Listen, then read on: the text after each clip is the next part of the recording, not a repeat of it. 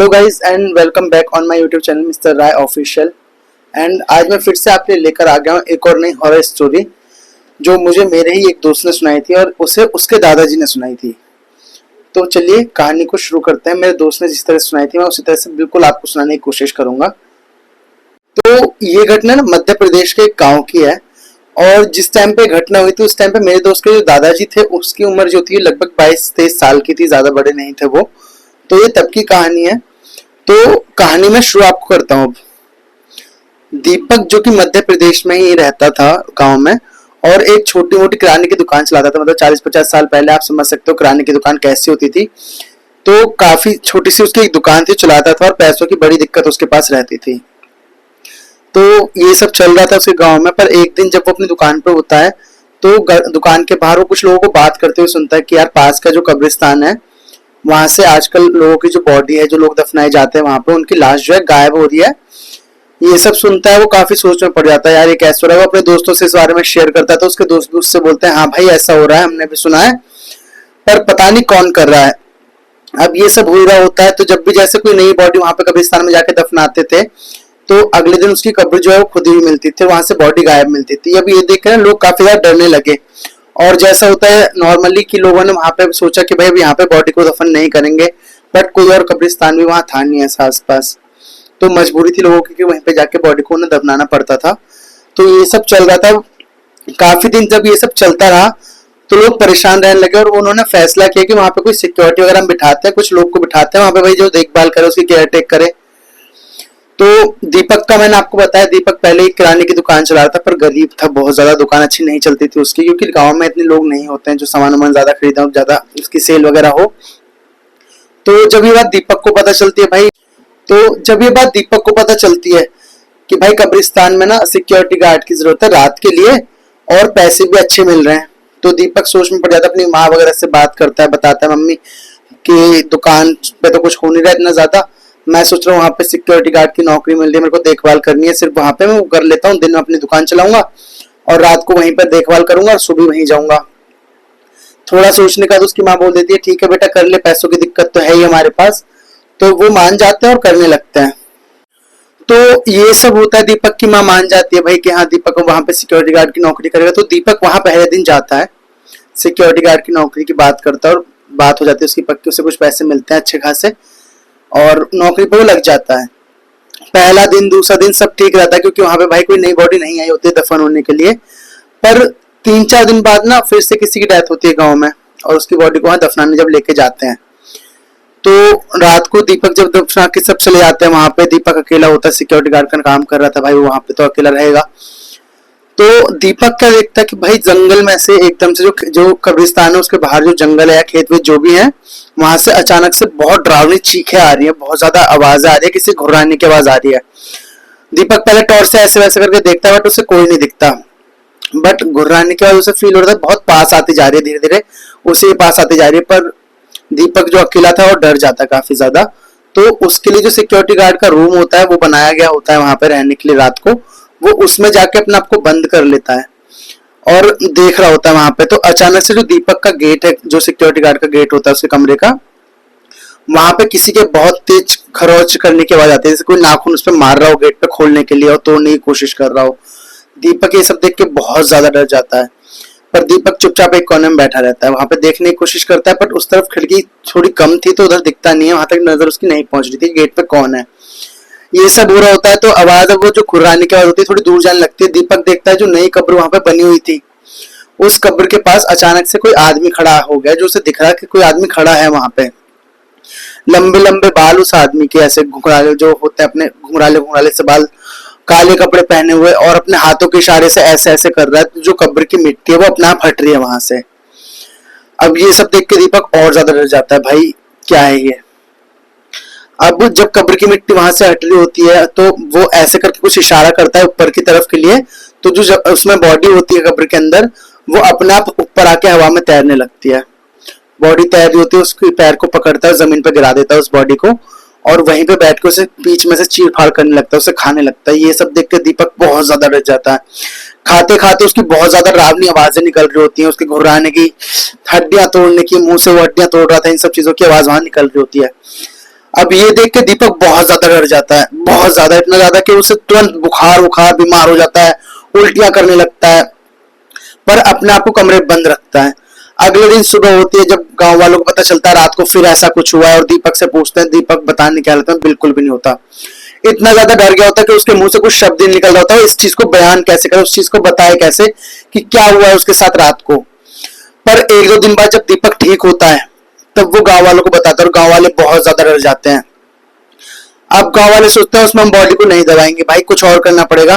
पर कुछ ऑप्शन था नहीं, जैसा मैंने आपको पहले बताया कि गांव में एक ही जगह थी कब्रिस्तान के लिए और शमशान घाट के लिए, दोनों अगल बगल में थी, बट और कोई ऑप्शन था नहीं।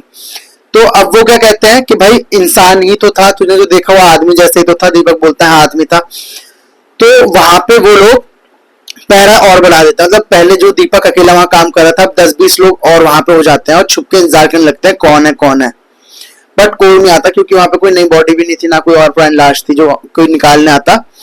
पर जैसे जैसे दिन बीतते गए, किसी की और डेथ भी हुई थी, फिर से वहां पे जो शमशान घाट है वहां पे किसी को दफनाने के लिए लेकर आया। उस रात जब पहरेदार दिए गए तो उन लोगों को भी बहुत ज्यादा डरावनी आवाजें आई, पर इस दिन कोई आया नहीं, क्योंकि शायद बहुत ज्यादा लोग थे या कुछ ऐसा था, पर कोई नहीं आया। पहले दिन, दूसरे दिन, तीसरे दिन तक कोई नहीं आया। तीसरे दिन जब उन्हें लगा कि अरे यार कोई नहीं आ रहा और सिक्योरिटी उनकी जो पहरेदारी कम हुई, उस दिन फिर से वही चीज दोबारा हुई। कोई आया, लाश निकाली, खाया। दीपक था और एक दो लोग और थे उसके साथ इस बार, क्योंकि दीपक ने अकेले रहने के लिए मना कर दिया था, क्योंकि बहुत ज्यादा डर गया था।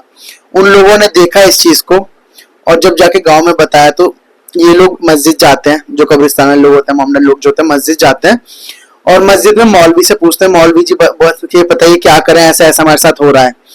अब मौलवी जी होते हैं, मौलवी जी कहते हैं ठीक है देखते हैं करते हैं। मौलवी जी इंतजार करते हैं कि कब दोबारा वो भूत उन्हें दिखाई दे, कब वो आदमी उन्हें दोबारा दिखाई दे, या जो भी वो शक्ति थी उन्हें कब दिखाई देगी। मौलवी जी के सामने एक बार वो आती है, मौलवी जी उसके सामने पहुंच जाते हैं, थोड़ा अपना जो कलमा वगैरह होता है उसे पढ़ते हैं, उसे डराने की कोशिश करते हैं, बट वो डरता नहीं है बिल्कुल भी। बहुत ज्यादा चीखता है, बोलता है, जैसे मौलवी अपने साथ एक दो लोगों को लेके गया था उसे पकड़ने के लिए, तो उन लोगों को वो घायल कर देता है। अब काफी ज्यादा टाइम हो जाता है भाई, किसी के काबू में वो नहीं आ रहा था। ये सब होता है, देखता है मौलवी भी काफी थोड़ा परेशान हो जाता है कि भाई क्या चीज है। मौलवी बोलता है कोई ये शैतान जिन है जो हम लोगों को परेशान कर रहा है और ये मुर्दा खाता है। अब इस जो शमशान घाट है, जो ये कब्रिस्तान है, इसमें किसी भी मुर्दे को मत दफनाना, मैं इसके लिए कुछ इलाज ढूंढता हूँ तब तक।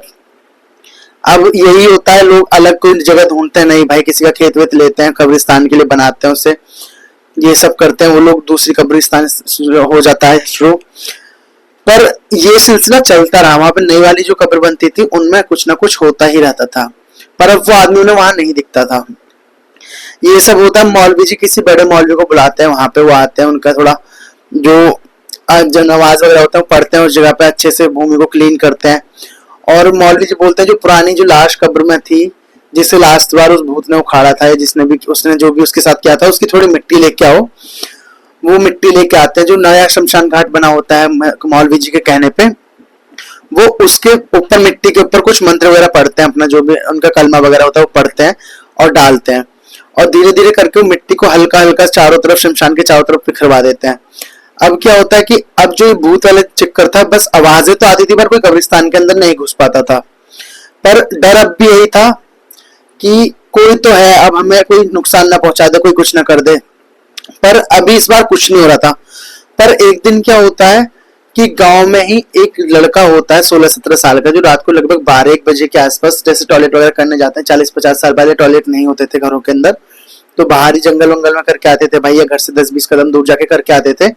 वो करने के लिए उठता है और देखता है कि एक आदमी है जो गांव में घूम रहा है, काले काले कपड़े पहन के, सेम वही हुलिया जो दीपक ने बताया था, उसने भी सुना था भाई ऐसा कुछ है। और वो देखता है और जाके जल्दी से अपने घर में बताता है, पापा ऐसा ऐसे कोई बात है और वो घूम रहा है। अब उसके घर वाले भी बाहर आते हैं भाई, क्योंकि सबको जानना था वो क्या चीज है, कौन है। तो क्या देखते हैं कि उन्हीं के पास के गांव का एक आदमी जो काला जादू टाइप कुछ कर रहा था और वहां पे आता था और ये सब चीजें कर रहा था। ये सब चीज देखते हैं, उन्हें पता चलता है भाई कोई काला जादू कर रहा है। और फिर एक आध दिन बाद जो वो लड़का था जिसने उसे देखा था, वो भी अचानक से गायब हो जाता है और उसकी डेड बॉडी मिलती है उसी शमशान घाट में जिसमें पहले जाके मुर्दों को खाता था। अब उसके पापा मम्मी को पता था भाई किसने क्या है, वो लोग उसके सीधे घर पहुंचते हैं। उसके घर पहुंचते हैं तो उसका गेट खटखटाते हैं, गेट जब खुलता है काफी गंदी बदबू उसके घर में ऐसा आ रही होती है, जैसे सालों से कोई सफाई ना हुई हो, गंदे चूहे मरे पड़े हैं भाई, इतना गंदा लग रहा था कि कुछ लोगों को तो वहां जाते ही उल्टी आ गई, इतनी गंदी बदबू। उन लोगों ने उस आदमी को देखा और खींच के उसे बाहर लेके आए कि तूने हमारे बच्चे को मार दिया, ये कर दिया। भाई जो भी था उसे बहुत मारा, इतना मारा कि वहीं पे वो जिंदा मर गया, मार मार के उसे मार ही दिया। पर जिसने उसे मारा था, मतलब उस लड़के के पापा ने, जब वो आदमी मर गया उसके 10 से 15 दिन बाद उसके पापा की तबीयत भी खराब रहने लगी। उन्होंने मौलवी जी को दिखाया तो मौलवी जी ने बोला भाई जिसे तुमने मारा है वो काला जादू करता था और अब वो तुम्हारे ऊपर आ गया। मौलवी जी ने उनका झाड़ा वगैरह किया पर कुछ फर्क नहीं पड़ा, मतलब कुछ शांति मिलती थी बट बिल्कुल पूरी तरह से ठीक नहीं हुआ कभी। और जो मेरे दोस्त है उसके दादाजी ये बताते हैं कि मरने के टाइम तक जो उसके पिताजी थे लड़के के जो मरा था, कभी बीमार रहते, कभी उन्हें चक्कर आते, कभी उन्हें भूत दिखता, कभी डरावने सपने आते, उनका जिंदगी भर यही चलता रहा बट कभी भी कोई उनका पूरा इलाज नहीं कर पाया। अब तो वो इस दुनिया में नहीं, अब तो वो मर चुके हैं, तो शायद वो आत्मा भी उनके साथ जा चुकी होगी। पर जब ये उनके साथ हुआ था कहानी, मेरे दोस्त के दादाजी बताते हैं कि पूरे गांव में भाई शाम को 6 बजे के बाद कोई दिखता नहीं था, सब अपने कमरे में बंद हो जाते थे, कोई बाहर निकलने की हिम्मत नहीं करता था। तो यही थी आज की कहानी। अगर आपको कहानी पसंद आई हो तो लाइक कमेंट शेयर जरूर करें और सब्सक्राइब करें हमारे यूट्यूब चैनल को। और अगर आप भी अपनी कहानी हमारे साथ शेयर करना चाहते हैं, हमें भेजना चाहते हैं, तो नीचे डिस्क्रिप्शन में इंस्टाग्राम की आईडी और व्हाट्सएप का नंबर आपको मिल जाएगा, अपनी कहानी आप हमारे साथ शेयर कर सकते हैं।